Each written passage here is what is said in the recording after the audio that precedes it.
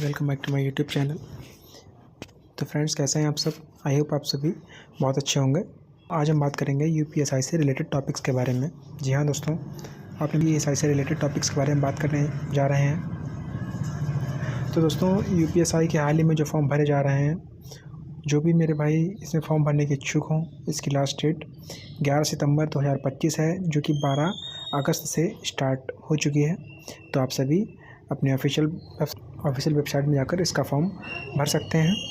यहाँ पर आपका पूरा प्रोसेस है दिख जाएगा।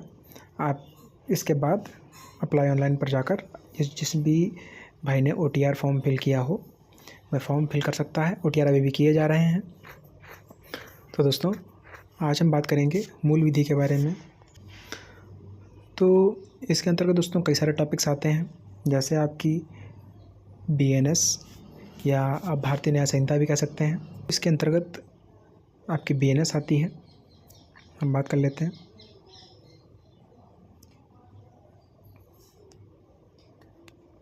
तो दोस्तों, इसमें जो भी क्वेश्चंस, जो भी कंटेंट आपको प्रोवाइड कराया जाएगा, वह पिछले वर्षों के जो भी क्वेश्चन पेपर्स हैं उनको ध्यान में रखकर तैयार किए गए हैं। और दोस्तों, ये पूरा मैटर बुक से खुद अपनी लैंग्वेज में कन्वर्ट करके निकाला गया है, तो इसमें कॉपीराइट से कोई भी कनेक्शन नहीं है।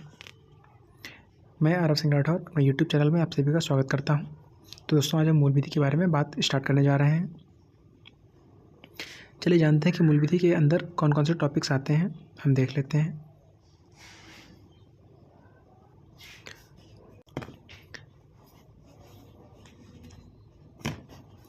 आज हम now we will talk about मूल विधि।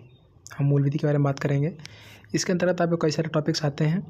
पहला है BNS, जिसको भारतीय न्याय संहिता कहा जाता है। दूसरा BNSS, भारतीय नागरिक सुरक्षा संहिता। C, दहेज प्रतिषेध अधिनियम। D, सूचना का अधिकार, घरेलू हिंसा अधिनियम। लैंगिक अपराधों से बालकों का संरक्षण, इसको पॉक्सो एक्ट भी कहा जाता है। इसके साथ में कई सारे टॉपिक्स हैं जिनके बारे में हम चर्चा करेंगे। तो दोस्तों, हम सबसे पहले बात करते हैं BNS के बारे में। जी हाँ दोस्तों, कि जो BNS है, इसको कब लागू किया गया था, ये कब से कब तक हमारे भारत में लागू हो चुकी है या नहीं, या क्या प्रावधान है, इसके बारे में हम संपूर्ण बातें जानेंगे। इसमें कितनी धाराएं हैं, कौन सी धारा का क्या उपयोग है, हम ये सारी बातें इन सेशंस में जानेंगे। तो दोस्तों, जो भी मेरे भाई मेरे इस यूट्यूब चैनल पर नए हैं, वो प्लीज़ एक बार मेरे यूट्यूब चैनल UPSC लर्नर सबको एक बार सब्सक्राइब अवश्य कर लें और बेल आइकन को प्रेस करना ना भूलें। तो दोस्तों, अपना आज का सेशन स्टार्ट करते हैं। हम बात करते हैं BNS की, लेकिन उससे पहले हम बात करेंगे IPC के बारे में, कि दोस्तों BNS से पहले IPC लागू थी। तो हम IPC के बारे में हम जान लेंगे कुछ महत्वपूर्ण बातें। दोस्तों, IPC को भारतीय दंड संहिता कहा जाता है, जो 1860 में लागू हुई थी। इसमें भारतीय नागरिकों से जुड़े सभी विधान निहित हैं। इनसे पहले भारतीय दंड संहिता 1860 जो लागू हुई थी, इसमें 23 अध्याय और 511 धाराएं थीं। दोस्तों, ध्यान रखें कि जो आपकी भारतीय दंड संहिता थी, इसमें 511 धाराएं थीं और 23 अध्याय इसमें शामिल थे। इसके साथ ही IPC जो 1860 था, इसको 1833 के चार्टर अधिनियम के तहत 1834 में स्थापित किया गया था। इसका नेतृत्व मैकाले के द्वारा किया गया था। जी हाँ दोस्तों, इसका अगर आप कह सकें कि इसका जो IPC का जो जनक की बात करें, तो IPC के जनक के रूप में आप इन्हें याद रख सकते हैं।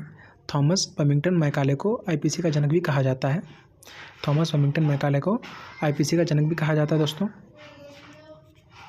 तो बात हो गई हमारी IPC के बारे में। चलिए हम बात करते हैं BNS के बारे में, कि BNS में हमारा क्या खास है। तो दोस्तों, हम BNS को भारतीय न्याय संहिता कहते हैं। भारतीय न्याय संहिता 2023 को 20 भागों में विभाजित किया गया है। दोस्तों, जो IPC थी, इसमें आपके 23 भाग थे, लेकिन जो BNS है, इसको भारतीय न्याय संहिता कहा जाता है। इसमें आपके 20 भागों में विभाजित किया गया है। न्याय संहिता कुछ अपराधों, विशेष रूप से महिलाओं एवं बच्चों के विरुद्ध दंड की मात्रा में वृद्धि करता है। इसी से ज़्यादा इसमें दंडों का प्रावधान किया गया है, यानी IPC के मुकाबले BNS में ज़्यादा दंडों की बात की गई है। इसके अलावा यह मुख्य रूप से कुछ तुलनात्मक रूप से छोटे अपराधों के दंड के रूप में सामुदायिक सेवा के प्रावधान को भी प्रस्तुत करता है। तो हम जानेंगे कि ये कौन कौन से सामुदायिक सेवा के प्रावधान को इसने प्रस्तुत किया है और इसमें किस प्रकार से इसमें धाराओं को ऐड किया गया है या इसमें जोड़ा गया है। तो दोस्तों इसके तहत 175 धाराओं को बदला गया है, यानी दोस्तों 175 धाराएँ जो कि आपकी IPC की थी उसमें BNS में आकर इसको ऐड कर दिया गया है और चेंज किया गया है। तो हम जानेंगे आगे कि 175 धाराएँ वे कौन कौन सी थीं जिसको इसमें चेंज और ऐड कर किया गया है। तो चलिए बात करते हैं हम धारा 1 की और जानते हैं कि हमारी सबसे पहली धारा क्या है और इसमें किस बात का प्रावधान किया गया है। चलिए दोस्तों आगे बढ़ते हैं। तो दोस्तों हम बात करते हैं धारा 1 की। धारा 1 को आप सेक्शन सब सेक्शन के रूप में भी जान सकते हैं। तो हम सेक्शन 1 की बात करते हैं, धारा 1। तो धारा 1 दोस्तों इसमें संक्षिप्त नाम, प्रारंभ और लागू होना जैसी बातों का उल्लेख किया गया है कि इसमें संक्षिप्त नाम की इस धारा का जो नाम है कि इस अधिनियम का नाम संक्षिप्त तरीके से देखा जाए तो भारतीय न्याय संहिता 2023 है। इस नाम की बात करता है धारा 1। उल्लेखनीय है कि IPC की धारा 1 से 5 तक अब इसी धारा 1 में समाहित कर दिया गया है। दोस्तों आप इसी में देख सकते हैं कि जो धारा 1 है BNS की, इसमें IPC की धारा 1 से लेकर 5 तक अब इसी में समाहित कर दिया गया है। अब बात करते हैं हम सेक्शन 1 सेक्शन 2 की। दोस्तों हम बात करते हैं सेक्शन 1 सब सेक्शन 2 की। दोस्तों सेक्शन 1 सब सेक्शन 2 आपका है कि प्रत्येक व्यक्ति इस न्याय संहिता के अंतर्गत प्रत्येक कार्य या लोभ के लिए जो भी कार्य करता है या जिस कार्य के लिए वह जिम्मेदार है, जिसका वह भारत के भीतर दोषी होगा अन्यथा नहीं होगा, इस संहिता के अधीन दंडनीय होगा। यानी भारत का जो आपकी BNS की धारा 1 है सब सेक्शन 2 है, वह इस बात का प्रावधान करता है कि जो व्यक्ति भारत के अंदर कोई दोष या कोई अपराध करता है तो वह धारा 1 के अंतर्गत अपराधी होगा और इस संहिता के अंतर्गत उसको दंड दिया जाएगा। तो धारा 1 सब सेक्शन 2 का ये मतलब है। बात करते हैं धारा 1 सब सेक्शन 3 की। तो ये सब सेक्शन 3 कहता है कि भारत के बाहर, यानी अगर कोई व्यक्ति भारत के बाहर अपराध करता है तो उस पर भी BNS लागू होगी। इस संहिता के तहत ये माना जाएगा कि अपराध भारत में ही किया गया है। यानी दोस्तों अगर कोई भारतीय नागरिक भारत के बाहर या कहीं विदेश में भी अगर अपराध करता है तो भी उस पर BNS लागू होगी। ये बात कह रहा है धारा 1 और सब सेक्शन 3। तो ये बात हो गई दोस्तों धारा 1 के बारे में।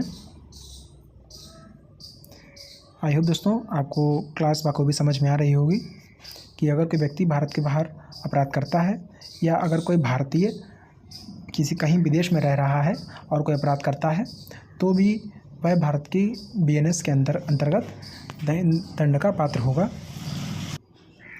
हम बात करते हैं इस संहिता के उपबंध के बारे में। इसका पहला उपबंध है कि भारत से बाहर अन्य किसी देश में भारतीय किसी नागरिक द्वारा अगर कोई दुष्कृत्य किया जाता है तो वह भारतीय न्याय संहिता के अंतर्गत दंड का पात्र होगा। और इसकी दंड की बात धारा 1 यानी सेक्शन 1 सब सेक्शन 2 इस बात का प्रावधान करता है।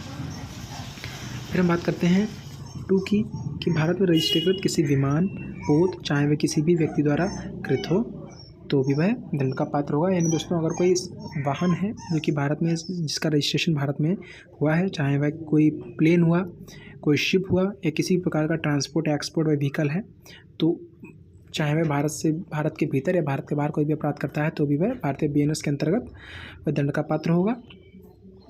हम तीसरा देख लेते हैं। हम देखते हैं नंबर 3 कि भारत में अवस्थित किसी कंप्यूटर संसाधन को लक्ष्य बनाकर भारत से बाहर और अलग किसी स्थान पर किसी व्यक्ति द्वारा अगर कोई अपराध किया जा रहा है तो भी वह भारतीय न्याय संहिता के अंतर्गत वह दंड का पात्र होगा। यानी दोस्तों अगर कोई डिजिटल या कोई वीडियोग्राफी या कोई फ़ोटोज़ को वीडियोज़ के माध्यम से या कोई किसी कंप्यूटर के किसी अन्य साधन के माध्यम से कोई अगर क्राइम करने की कोशिश करता है, चाहे वह भारत के भीतर स्थित हो या वह भारत के बाहर, वह दंड का पात्र होगा और भारतीय नागरिक सुरक्षा संहिता इसके अंतर्गत उसको दंड देगी। अब देखते हैं कि BNS कहाँ कहाँ प्रभावी नहीं होगी। चलिए इसको भी देख लेते हैं। तो दोस्तों BNS कहाँ कहाँ प्रभावी नहीं होगी।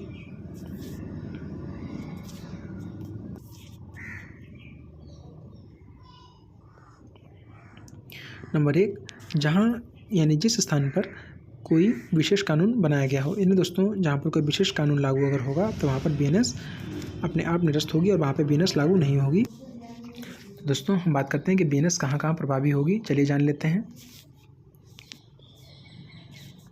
हम बात करते हैं कि बीएनएस कहाँ कहाँ प्रभावी नहीं होगी।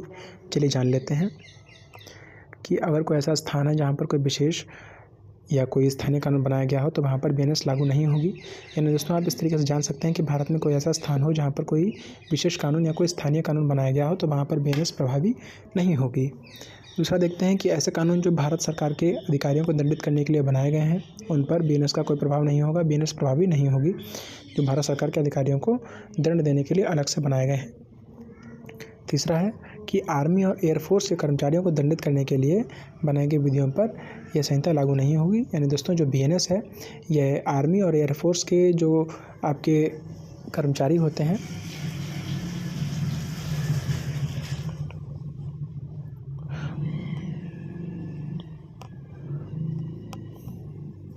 उनको दंडित करने के लिए बनाई गई विधियों पर यह संहिता लागू नहीं होगी।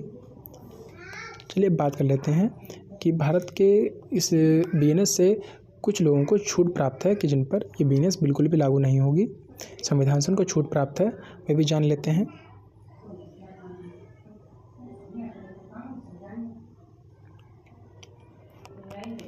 तो भारत के संविधान के अधीन छूट प्राप्त व्यक्ति जिन पर बीएनएस लागू नहीं होती। तो दोस्तों ऐसे कौन से लोग हैं जिन पर बीएनएस लागू नहीं होती, यानी इन पर अभियोजन केस नहीं चलाया जाएगा। तो नंबर 1 पे हैं कि भारत के राष्ट्रपति जी या भारत के राष्ट्रपति और भारत के और जो राज्य के राज्यपाल होते हैं इनको संविधान के अनुच्छेद 361 के अनुसार दोस्तों बीएनएस से छूट प्राप्त है। संविधान से उनको छूट प्राप्त है कि इन पर केस नहीं चलाया जा सकता और इन पर बीएनएस लागू नहीं होती। नंबर 2 है विदेशी संप्रभु अर्थात किसी देश के प्रधानमंत्री और उपराष्ट्रपति ने दोस्तों भारत के प्रधानमंत्री के अलावा भी अगर भारत में कोई दूसरे देश के राष्ट्रपति या प्रधानमंत्री अगर आते हैं या अगर उनसे इन केस कोई क्राइम हो जाता है तो उन पर यह बीएनएस लागू नहीं होगी। तीसरा है किसी अन्य देश का राजनयिक, यानी किसी अन्य देश के राजनयिक हो सकते हैं जिन पर भी यह लागू नहीं होगी। तो आई होप दोस्तों ये आप बहुत अच्छे से समझ गए होंगे। चलिए हम आगे बढ़ते हैं और बात करते हैं धारा 2 की कि धारा 2 में क्या इम्पोर्टेंट है दोस्तों।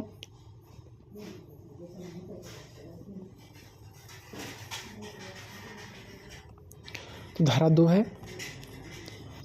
धारा 2 बात करती है परिभाषा के बारे में। जी हाँ दोस्तों, धारा 2 में परिभाषा की बात की गई है। जान लेते हैं कि धारा 2 यानी सेक्शन 2 सब सेक्शन 1 में आपकी कार्य और एक्ट की परिभाषा की बात की गई है, यानी इसमें कार्य की प्रवृत्ति की बात की गई है। सेक्शन 2 सब सेक्शन 2 की बात करें तो उसमें जीव जंतुओं की परिभाषा, यानी मानव के अलावा कोई भी जीवित प्राणी जीव और जंतु की श्रेणी में आता है। ये इसका प्रावधान कौन करता है? इसका प्रावधान धारा 2 यानी सेक्शन 2 सब सेक्शन 2 इस बात की पुष्टि करता है।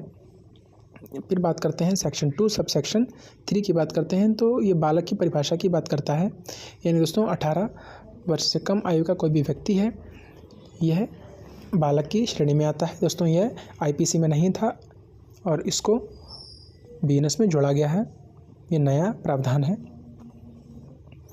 फिर है सेक्शन 2 सब सेक्शन 4 यानी धारा 2 और सब धारा 4, यह कूटकरण की परिभाषा की बात करता है। दोस्तों कूटकरण क्या होता है चलिए जान लेते हैं। अर्थात धोखाधड़ी करना, कूटकरण का मतलब होता है अर्थात धोखाधड़ी करना, यानी किसी वस्तु की कॉपी करके दूसरी वस्तु तैयार कर लेना। तात्पर्य एक जैसी वस्तु या उससे मिलती जुलती वस्तु तैयार कर लेना। ये आईपीसी में इसको धारा 28 में दिया गया है, यानी आईपीसी में भारतीय दंड संहिता में इसका जो वर्णन है वह धारा 28 में किया गया था, लेकिन यहाँ पर धारा 2 के अंतर्गत धारा 2 के यानी सेक्शन 2 के सब सेक्शन 4 में इसको समाहित कर लिया गया है। तो दोस्तों आज के लिए इतना ही रहने देते हैं। और दोस्तों आज का सेशन कैसा लगा कमेंट करके ज़रूर बताइएगा और अच्छी वीडियोस पाने के लिए मेरे यूट्यूब चैनल यूपीएससी लर्नर सबको सब्सक्राइब अवश्य कर लें। तो दोस्तों मिलते हैं नेक्स्ट सेशन में।